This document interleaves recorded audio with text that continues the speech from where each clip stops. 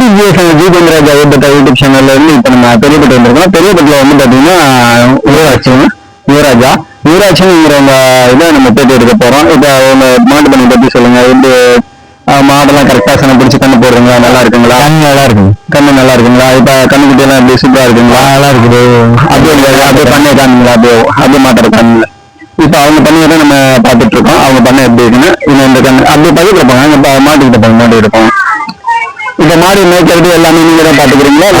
வீட்டுல தான் இருப்போம். வீட்டுல எல்லாம் பாத்துக்கிறாங்க. இப்ப மாடு மேய்க்கிறது எல்லாமே அவங்க வீட்டுல தான் பாத்துக்கிறாங்க. ஆனா பண்ணையெல்லாம் கரெக்டா பராமரிச்சுட்டு தான் இருக்காங்க. அவங்க பண்ணையை நீங்களே பாக்கலாம். இங்க இருக்கிற மாடு எல்லாமே இவங்க பண்ணதான். நான் இப்ப காமிச்சிட்டு இருக்கிற மாடு எல்லாமே அப்படியே இப்படி மாட்டிட்டு போங்க. இப்ப நீங்க பாத்துட்டு இருக்கிறது எல்லாமே இப்ப சிவராஜ் அப்படிங்கிறவங்களோட மாட்டு பண்ணையை தான் நீங்க பாத்துட்டு இருக்கீங்க. இவங்க வந்து கரெக்டா மாடு வளர்த்துட்டு இருக்காங்க. மாடு கரெக்டா சனை வச்சு வரும்போது சனவச்சு போட்டுறீங்களா? இல்ல போட்டு வரும். போட்டுறீங்க. சனையெல்லாம் கரெக்டா பிடிச்சிருக்கு போடுதுங்களா? கண்ணெல்லாம் நல்லா போடுது. கண்ணெல்லாம் நல்லா போடுங்களா? அப்படியே உள்ள இருக்கிறது பாத்தீங்க. இப்ப தோராயமா நம்ம ஊசி போட்டு எத்தனை கண்ணு போட்டிருக்கோம்? ஒரு மேக்சிமம் தோராயமா போட்டிருக்கோம். 8-9 கண்ணுக்கு மேல போட்டிருக்கோம். 8-9 கண்ணுக்கு மேல போட்டிருக்கோம். இப்ப 8-9 கண்ணுக்கு மேல போட்டிருக்கோம் அப்படிங்கிற மாதிரி ஒரு 10 கண்ணுக்கு மேல போட்டிருக்கோம். போட்டிருக்கோம் 10 கண்ணுல போட்டிருக்கோம் அப்படிங்கிற மாதிரி அவங்க இதா சொல்றாங்க. இப்ப லாஸ்டா ஒரு கண்ணுக்கு போயிடுச்சு. அந்த கண்ணுக்கு இந்த கண்ணுக்கு நீங்களும் பார்க்கலாம். இது அங்க இருக்கிற கண்ணுக்கிட்டையும் நீங்க பார்க்கலாம். இன்னொரு குட்டி கண்ணுக்கு ஒண்ணு இருந்துச்சு, அது அங்க இருக்கு. அந்த இருக்கு.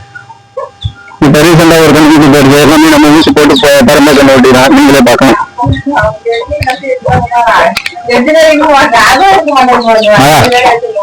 இப்ப இங்க இருக்கிற கண்ணுக்குட்டி எங்க இருக்கு?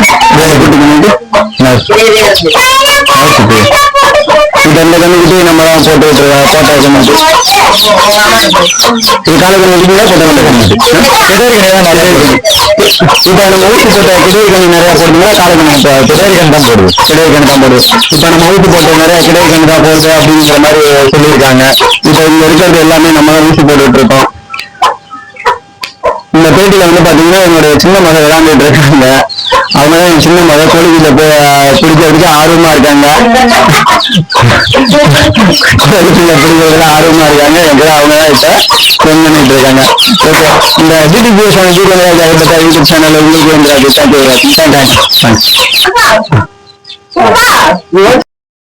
இப்போ நம்ம பார்த்துட்டு இருக்கிறது யுவராஜ் அப்படின்னு சொல்லிட்டு அவங்களுடைய மாட்டு பண்ணையை தான் பார்த்துட்டு இருக்கோம். பெரியப்பட்டில் இருக்குது இவங்களுடைய மாட்டு பண்ணை. இப்போ வந்து இவங்க கரெக்டாக மாடு வளர்த்துட்டு இருக்காங்க. இதில் வந்து கன்று வளர்ப்பு அப்படிங்கிற மாதிரி அவங்க சொல்லியிருந்தாங்க. இப்போ கன்று வளர்ப்பு பற்றி பார்த்தீங்கன்னா நம்ம கரை மாடு வளர்ப்பு புத்தகத்தில் அருமையாக போட்டிருக்காங்க. அதாவது கன்று வளர்ப்பு வந்து பார்த்தீங்கன்னா குடற்புழு நீக்கம் செய்யணும். அதாவது முதல் 6 மாத வயது வரை ஒவ்வொரு மாதமும் குடற்புழு நீக்கம் செய்யணும் அப்படிங்கிற மாதிரி அதில் தெளிவாக போட்டிருக்காங்க. அது மட்டும் இல்லாமல் 6 மாதத்திற்கு பிறகு ஒவ்வொரு 3 மாதத்திற்கும் ஒரு முறை குடற்புழு நீக்கம் செய்யணும் அப்படிங்கிற மாதிரியும் அதில் தெளிவாக போட்டிருக்காங்க. இதெல்லாம் ஏன் சொல்கிறேன் அப்படின்னா, நீங்கள் இந்த குடற்புழு நீக்கம்லாம் சரி வேற செஞ்சீங்கன்னா தான் உங்கள் மாடு வந்து கரெக்டான ஒரு ஸ்டேஜுக்கு பருவநிலை அடையும் அப்படிங்கிறது கன்ஃபார்மாக சொல்கிறாங்க. காரணம் என்னன்னா, கிடேரி கன்றுகளை முறையாக பராமரிக்கும் பொழுது தான் கலப்பின பசு கன்றுகள் 14-18 மாதங்களில் பருவம் அடையும் அப்படிங்கிற மாதிரி அவங்க சொல்கிறாங்க. அதில் குடற்புழு நீக்கம்ங்கிறது ரொம்ப முக்கியமானது அப்படிங்கிறதையும் அவங்க அதில் சொல்கிறாங்க கரை மாடு வளர்ப்பு புத்தகத்தில். அதில் இன்னொன்று என்ன சொல்லியிருக்காங்கன்னா, இப்போ குடற்புழு நீக்கம் செய்யாத மாடுகளுக்கு, அதாவது கண்ணுக்குட்டிகளுக்கெல்லாம் என்ன மாதிரி விளைவுகள் வரும் அப்படிங்கிறத சொல்லியிருக்காங்க. அதில் எப்படி ஒவ்வொரு பாயிண்டாக நான் சொல்கிறேன். ஒன்று வந்து பார்த்தீங்கன்னா, வயிறு பெருத்து பானை போன்று காணப்படும் அப்படிங்கிற மாதிரி சொல்லியிருக்காங்க. அடுத்து தீவனம் சரிவர உட்கொள்ளாமலும் பசியின்மையும் காணப்படும் அப்படிங்கிற மாதிரி சொல்லியிருக்காங்க. அடுத்து உடல் எடை குன்றியும் பெரும் முடியுடன் கன்று காணப்படும் அப்படிங்கிற மாதிரியும் சொல்லியிருக்காங்க. அடுத்து இதனால் பருவமடைதல் தாமதமாகிறது. ஃபர்ஸ்ட் சொன்ன மாதிரி தான், இந்த குடற்புழு நீக்கம் செய்யாதனால இதனால பருவமடைதல் தாமதமாயிருது அப்படிங்கிற மாதிரி அதையும் அவங்க சொல்லியிருக்காங்க. அது மட்டும் இல்லாமல் ரத்தத்தை குடிக்கும் புற ஒட்டுண்ணிகளை ஒழிக்க 3 மாதத்துக்கு ஒரு முறை ஒட்டுண்ணி நீக்கமும் செய்யணும் அப்படிங்கிற மாதிரி அந்த கரை மாடு வளர்ப்பு புத்தகத்தில் அருமையாக போட்டிருக்காங்க. நீங்கள் கரை மாடு வளர்ப்பு புத்தகம் வச்சுருந்தீங்கன்னா அதில் நிறைய விஷயங்கள் கன்று வளர்ப்பு பற்றி சொல்லியிருப்பாங்க. அதில் வந்து பார்த்தீங்கன்னா, மக்களுக்கு மேக்ஸிமம் தெரிஞ்ச இதையே நம்ம வந்து மறுபடியும் ரிப்பீட் பண்ணுறது காரணம் என்னன்னா, தெரிஞ்ச விஷயத்த சரிவர செய்யும் போதே உங்களுக்கு வந்து உங்கள் கன்று நல்லபடியாக இருக்கும் அப்படிங்கிறதுக்காண்டி தான் நம்ம இதை தொடர்ந்து சொல்லிட்டு இருக்கோம். இது அனைத்துமே வந்து பார்த்தீங்கன்னா கரை மாடு வளர்ப்பு புத்தகத்தில் இருந்து தான் நம்ம எடுத்து சொல்லிட்டு இருக்கோமே தவிர நம்மளுடைய தனிப்பட்ட கருத்துக்கள் கிடையாது அப்படிங்கிறதையும் உங்களுக்கு இதில் சொல்கிறேன். கன்றுகளுக்கு குடற்புழு நீக்க மருந்து கொடுத்து நல்லபடியாக கன்றுகளை வளர்த்து வந்தீங்கன்னா கன்றுகள் வந்து கரெக்டான ஒரு ஸ்டேஜுக்கு வந்துடும். அதாவது கலப்பின பசு கன்றுகள் 14-18 மாதங்களில் பருவம் அடைன்றாங்க. அந்த பருவம் அடைவதில் சில நிகழ்வுகள் நடக்கும். அதாவது சினை பருவத்தில் கறவை மாடுகள் காணப்படும் சில நிகழ்வுன்னு ஏற்கனவே சில வீடியோக்கள்லாம் சொல்லியிருக்கேன். அது வந்து பார்த்தீங்கன்னா இப்போ மறுபடியும் அதே புக்கில் இருக்கிறத அப்படியே உங்களுக்கு சொல்கிறேன். அதாவது மாடு அமைதியின்றி காணப்படும், அடி வயிற்றை எக்கி கத்திட்டே இருக்கும். அதாவது அடிக்கடி அடி வயிற்றை எக்கிட்டு கத்திட்டு இருக்கும் அப்படிங்கிற மாதிரியும். ரெண்டாவது, அருகில் உள்ள மாடுகள் மேல அது தாவுவதோடு காளைகளோ அல்ல மற்ற மாடுகளோ தன் மீது தாவுவதற்கு அனுமதிக்கும் அப்படிங்கிற மாதிரி சொல்றாங்க. அடுத்து, மந்தையாக மாடுகளை மேய்க்கும் போது கூட்டத்தில் இருந்து தனியாக ஒதுங்கி நிற்கும் அப்படிங்கிற மாதிரி சொல்றாங்க. உடல் வெப்பநிலையின் அளவு சிறிது அதிகரித்து காணப்படும், தீவனத்தில் அதிக நாட்டம் இல்லாமல் குறைந்த அளவு தீவனத்தை உட்கொள்ளும் அப்படிங்கிற மாதிரியும் சொல்றாங்க.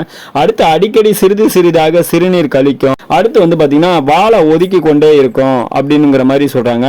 அடுத்து, பசுக்களின் பிறப்பு உறுப்பின் வெளி உதடுகள் தடித்தும் வளவளப்பாகவும் சிவந்தும் காணப்படும். அதுல கண்ணாடி போன்ற திரவம் பசுவின் பிறப்பு உறுப்பிலிருந்து வலிந்து தொங்கி கொண்டே இருக்கும் அப்படிங்கிற மாதிரி ஒரு அறிகுறி சொல்றாங்க. அடுத்து வந்து பாத்தீங்கன்னா கண்களின் கருவிழி பார்வை என்னது விரிந்து காணப்படும் அப்படிங்கிற மாதிரி ஒரு அறிகுறி சொல்றாங்க. அதுக்கடுத்து, கறவையில் உள்ள மாடாக இருந்தால் பால் அளவு 2-3 நாட்களுக்கு குறையும். அந்த மாதிரி அவங்க கரெக்டாக உங்களுக்கு கறவை மாடு வளர்ப்பு புத்தகத்தில் சினை பருவத்தில் கறவை மாடுகளில் காணப்படும் சில நிகழ்வுகள் அப்படிங்கிற மாதிரி அதில் அருமையாக கொடுத்துருக்காங்க. இது அனைத்துமே நம்ம கறவை மாடு புத்தகத்தில் இருந்து தான் உங்களுக்கு எடுத்து நம்ம சொல்லிட்டு இருக்கோமே தவிர நம்மளுடைய தனிப்பட்ட கருத்துக்கள் கிடையாது. இப்போ நம்ம நேரடி பேட்டி அப்படிங்கிற மாதிரி ஒன்று எடுக்கிறோம். அதை எதுக்காண்டி எடுக்கிறோம் அப்படின்னா மக்களுக்கு வந்து அந்த நேரடி பேட்டி மூலம் மக்களுக்கு வந்து மாடு வளர்க்கிற ஆர்வத்தை ஏற்படுத்துறதுக்காண்டி எல்லா கண்ணுக்குட்டியும் நல்லா தெரியும். இந்த கண்ணுக்குட்டி எல்லாம் யாரு யூஸ் போட்டு பிறந்தது அப்படின்னு நீங்க சொல்லுங்களேன். யுவராஜ், நீங்க நம்ம போட்டா தானே கண்ணுக்குட்டி எல்லாம் நல்லா இருக்குங்களா? ஓகே. இங்க இருக்கிற கண்ணுக்குட்டி எல்லாம் பாத்தீங்கன்னா உங்களுக்கே தெரியும், நல்லா அருமையான தரமான கண்ணுக்குட்டியா தான் இருக்குது எல்லாமே. யுவராஜ் இப்ப நீங்க பாத்துட்டு இருக்கீங்க. சென்னையெல்லாம் கரெக்டா பிடிக்குதா? ஓகே, சென்னையெல்லாம் கரெக்டா பிடிக்குது அப்படிங்கிற மாதிரி சொல்றாங்க. கறவை மாடு வளர்ப்பு புத்தகத்தில் இருக்கிறத உங்களுக்கு நான் தெளிவாக சொல்லிட்டு இருக்கேன். தேங்க்யூ. DTGS ஜி கோவிந்தராஜ் ஐ பத்தா யூடியூப் சேனல் பிடிச்சிருந்தா லைக் பண்ணுங்க, ஷேர் பண்ணுங்க, கமெண்ட் பண்ணுங்க. தேங்க்ஸ் ஃபார் வாட்சிங்.